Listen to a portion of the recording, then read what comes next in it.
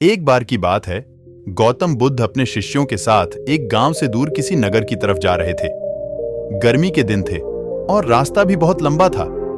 गौतम बुद्ध अपने शिष्यों सहित बहुत देर से चल रहे थे, जिस वजह से उन्हें बहुत प्यास लगती है। वहां से कुछ ही दूरी पर बरगद के वृक्ष की एक घनी छांव थी। सभी लोग उस वृक्ष के पास पहुंच जाते हैं। महात्मा बुद्ध अपने शिष्यों सहित वृक्ष की घनी छाया के नीचे विश्राम करने लगते हैं। बहुत देर से चलने की वजह से सभी का गला प्यास से सूख रहा था। यह बात बुद्ध जानते थे। बुद्ध ने अपने एक शिष्य को कहा, आप इस बरगद की छाया से 20 कदम दूर जाकर बरगद की 2 बार परिक्रमा करके वापस आओ। शिष्य वैसा ही करता है जैसा बुद्ध ने बताया।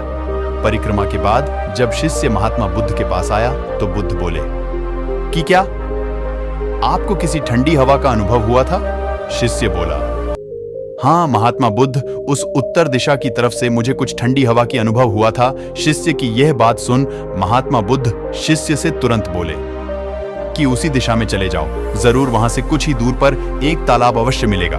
उस तालाब से सबके लिए पानी ले आओ। शिष्य उसी दिशा में जब कुछ दूर जाता है तो वहां सच में एक तालाब होता है। तालाब देख शिष्य बहुत प्रसन्न होता है और तालाब के निकट जाकर जैसे ही तालाब से पानी भरने वाला होता है, तभी शिष्य की नजर वहां दूर तालाब में कपड़े धो रही कुछ स्त्रियों पर जाती है। यह देख शिष्य मन में सोचते हैं कि यह पानी तो गंदा हो गया है।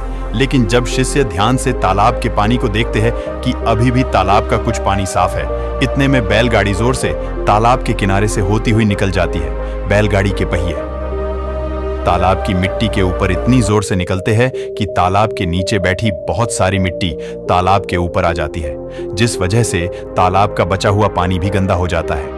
यह देख शिष्य बिना पानी लिए क्रोध में महात्मा बुद्ध के पास वापस चला जाता है। शिष्य बड़े ही निराशा भाव से महात्मा बुद्ध को सब बात बताता है। शिष्य की बातें सुन सभी शिष्य बोलते हैं कि हमें तुरंत यहां से निकलना चाहिए, किसी दूसरी जगह पानी की खोज करनी चाहिए, वरना प्यास के मारे जान निकाल जाएगी। इधर महात्मा बुद्ध सभी को शांत होने के लिए कहते हैं और बोलते हैं कि धीरज रखो, कुछ देर यही बैठो, उचित समय आने तक संयम बनाए रखो। सभी महात्मा बुद्ध की बात सुनकर शांत हो जाते हैं और वही बैठ जाते हैं। कुछ समय बीत जाने के बाद महात्मा बुद्ध फिर से अपने शिष्य को उसी तालाब से पानी लाने के लिए कहते हैं। शिष्य बिना कोई सवाल किए उसी तालाब से पानी लेने के लिए फिर से चला जाता है। तालाब की हालत देख शिष्य को यकीन नहीं होता। तालाब का पानी पूरी तरह से साफ होता है। यह देख शिष्य बहुत खुश होता है और पानी भरकर महात्मा बुद्ध के पास जाता है। सभी पानी पीकर अपनी प्यास बुझाते हैं, लेकिन अभी भी सबके मन में ये एक सवाल था कि आखिर यह चमत्कार हुआ कैसे? तालाब का सब पानी तो गंदा था। उन्हें लगा कि जरूर ये बुद्ध की शक्ति है। इनमें एक शिष्य ने यह सवाल महात्मा बुद्ध से पूछ ही लिया कि यह चमत्कार आपने कैसे किया? शिष्य का जवाब देते हुए महात्मा बुद्ध बोले कि यह कोई चमत्कार नहीं, ये आपके सब्र का फल है, आपके सब्र बनाए रखते हुए उचित समय के इंतजार का।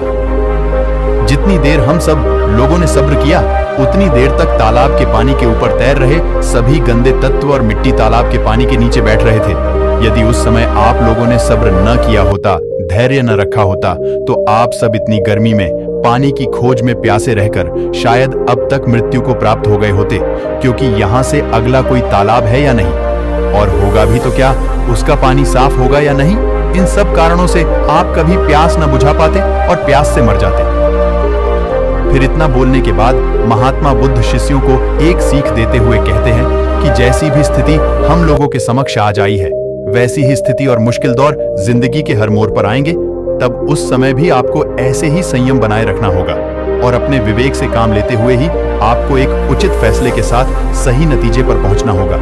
हर मुश्किल दौर में सब्र रखते हुए ऐसे ही शांत मन से ही कोई फैसला लेना चाहिए जिसका आपके और दूसरों के लिए अच्छा हो, क्योंकि ऐसी स्थितियों में लोग अक्सर गुस्से में आकर अपना सब्र खो देते हैं और गुस्से तथा जल्दबाजी में गलत काम और फैसला कर बैठते हैं, जिसका बुरा परिणाम उनको भविष्य में देखने को मिलता है, जिसमें खुद का नुकसान अधिक होता है। कुछ परिस्थितियां जीवन में ऐसी होती है जहां हमें सब्र बनाए रखते हुए उचित समय का इंतजार करना होता है, लेकिन लोग अक्सर यहीं पर अपना सब्र खो देते हैं और उचित समय आने का इंतजार नहीं करते, जिस वजह से उनको आगे चलकर दुख और मुश्किलों का सामना करना पड़ता है। इसलिए हमारे द्वारा लिया गया आज का फैसला हमारे आने वाले कल की खुशी और दुख को निश्चित करता है।